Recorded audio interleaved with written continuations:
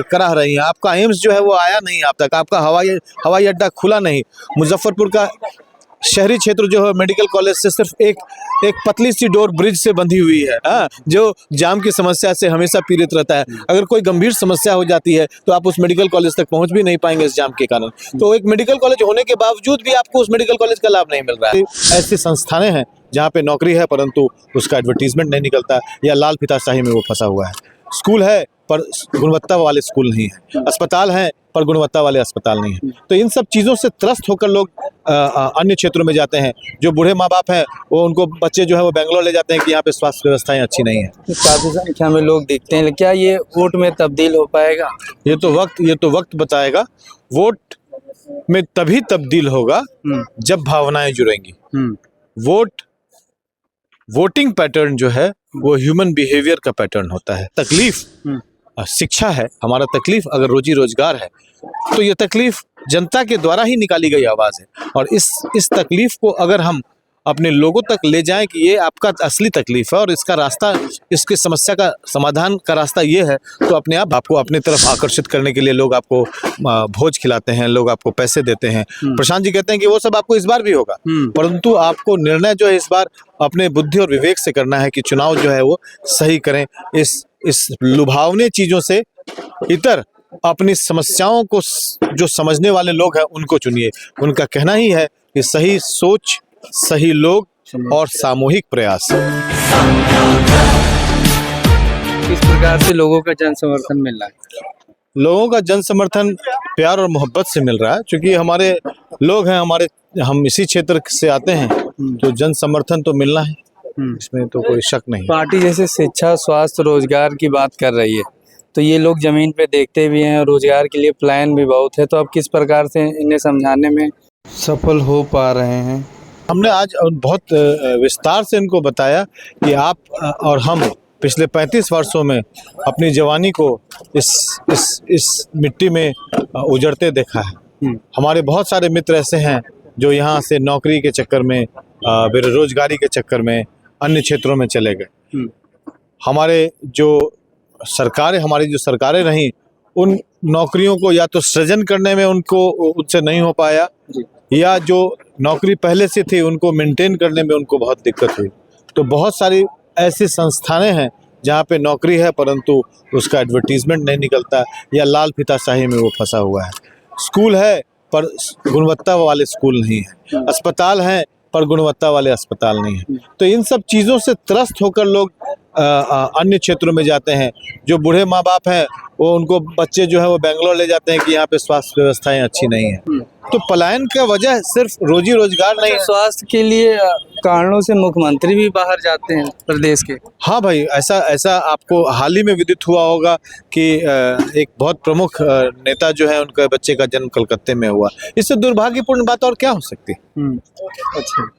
अच्छा, जब आप लोगों के पास आपके अपने जो नेता हैं, जो अपने आकाएं हैं, जो आपके अपने प्रतिनिधियां हैं, उनको अपनी व्यवस्थाओं पर भरोसा नहीं जिसको उन्होंने खुद बनाया है, तो इससे दुर्भाग्यपूर्ण बात और क्या हो सकती है? अच्छा, अब लोगों के पास जा रहे हैं, चर्चा भी हो रही है, जब यहाँ पे सभा होती है मुजफ्फरपुर में तो काफी संख्या में लोग दिखते हैं, क्या ये वोट में तब्दील हो पाएगा? ये तो वक्त बताएगा। वोट में तभी तब्दील होगा जब भावनाएं जुड़ेंगी। वोटिंग पैटर्न जो है वो ह्यूमन बिहेवियर का पैटर्न होता है, ह्यूमन बिहेवियर का पैटर्न है। Politics is all about human behaviour. आप इस बात को समझिएगा, थोड़ा विस्तार से जब मौका मिलेगा तो समझाऊंगा, लेकिन ये मानव स्वभाव को अगर आप ठीक से समझ पाते हैं और मानव स्वभाव जैसी बातों जिनकी ज़रूरत है, जो ज़रूरत है, आप उनको समझा पाते हैं अपनी बातों को, और उनकी भावनाओं से आप पहले खुद जो पॉलिटिकल पार्टीज हैं उनको अगर आप समझ पाते हैं और उसकी समस्याओं को आप समाधान करने के लिए रास्ता निकालते हैं, तो भावनाएं अपने आप जुड़ती हैं। हमारा अगर आज तकलीफ शिक्षा है, हमारा तकलीफ अगर रोजी रोजगार है, तो ये तकलीफ जनता के द्वारा ही निकाली गई आवाज़ है। और इस तकलीफ को अगर हम अपने लोगों तक ले जाएं कि ये आपका असली तकलीफ है और इसका रास्ता, इसकी समस्या का समाधान का रास्ता ये है, तो अपने आप भावनाएं जुड़ेंगी और यही वोट में तब्दील होगा। अच्छा, प्रशांत किशोर जी कहते हैं कि वोट डालने जाइएगा तो पैसा ले लीजिएगा, लेकिन नेता सही चुनिएगा। क्या लगता है इस बार जो आपका चुनाव चिन्ह बसता है और जो प्रशांत किशोर की बात है कुछ कमाल कर रही है जमीन पे, कि लोग पैसा ले लेंगे लेकिन वोट सही जगह डालिएगा, सही व्यक्ति को दीजिएगा। प्रशांत जी आप पर कटाक्ष कर रहे होते हैं जो आपको तुरंत समझ में आ जाता है। अच्छा, प्रशांत जी वो बताते हैं जो पिछले कई वर्षों से यहाँ होता रहा है कि आपको वोट देने से पहले आपको मतलब आपको अपनी तरफ आकर्षित करने के लिए लोग आपको भोज खिलाते हैं, लोग आपको पैसे देते हैं। प्रशांत जी कहते हैं कि वो सब आपको इस बार भी होगा, परंतु आपको निर्णय जो है इस बार अपने बुद्धि और विवेक से करना है कि चुनाव जो है वो सही करें। इस लुभावनी चीजों से इतर अपनी समस्याओं को जो समझने वाले लोग हैं उनको चुनिए। उनका कहना ही है कि सही सोच, सही लोग और सामूहिक प्रयास, जब ये तीनों का समावेश होगा तभी जो है एक अच्छा सरकार, एक जनता का सरकार बनेगा। इसी को जन सुराज कहते हैं। लास्ट क्वेश्चन, जो मुजफ्फरपुर की जो स्थिति है, आप संभावित प्रत्याशी भी हैं, तो जनता को क्या मैसेज देना चाहेंगे, मुजफ्फरपुर वासी या बिहार वासियों को?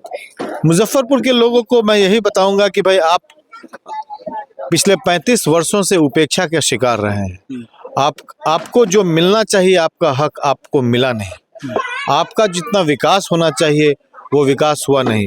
इस चीज को समझने के लिए अगर आप दूसरे राज्य के अन्य शहरों में जाएंगे तो आपको तुरंत समझ में आएगा। लेकिन अब आपको बिहार के अंदर भी कुछ क्षेत्र में आपको समझ में आएगा। जैसे ही आप पटना जाएंगे, चाहे आप बगल में दरभंगा जाएंगे, चाहे आप गया जाएंगे, तो आप उस क्षेत्र का विकास देखेंगे। उस क्षेत्र का विकास आपसे कम से कम 5 गुना ज़्यादा हो गया। और आज आपके रोड पर आज भी पानी लगता है, नाली का पानी घर के अंदर आता है और कई बार ये पता नहीं चलता है कि घर में नाली है कि नाली में घर है। अभी बरसात हुआ, देखिए हर नाली में हर गली में नाला जो है वो उफना रहा है और नाले का पानी सड़क पर है। तो ये क्या है? ये उपेक्षा है। ये हमारी जन समस्याओं के प्रति लोगों की जो हमारे सरकार है उनकी उदासीनता है। हमारे बच्चे जो हैं रोड पर ऐसे ही बहुआते रहते हैं। स्कूल के समय में बच्चा सब खेत मैदान में रहता है। ये उपेक्षा नहीं है तो क्या है? और यही बच्चे जब बड़े होंगे तो अशिक्षित होंगे और बेरोजगार तुरंत हो जाएंगे और मजबूरी में जब वो पलायन कर जाएंगे यहाँ से। तो ये उपेक्षा नहीं है तो क्या है? आपकी अस्पतालें कराह रही हैं, आपका एम्स जो है वो आया नहीं आप तक, आपका हवाई अड्डा खुला नहीं। मुजफ्फरपुर का शहरी क्षेत्र जो है मेडिकल कॉलेज से सिर्फ एक पतली सी डोर ब्रिज से बंधी हुई है, जो जाम की समस्या से हमेशा पीड़ित रहता है। अगर कोई गंभीर समस्या हो जाती है तो आप उस मेडिकल कॉलेज तक पहुंच भी नहीं पाएंगे इस जाम के कारण। तो एक मेडिकल कॉलेज होने के बावजूद भी आपको उस मेडिकल कॉलेज का लाभ नहीं मिल रहा है। कहते हैं कि होमी भाभा टाटा कैंसर संस्थान खुल गया, लेकिन आप पहुंचिएगा कैसे? जाम में फंस जाइए 1 घंटा।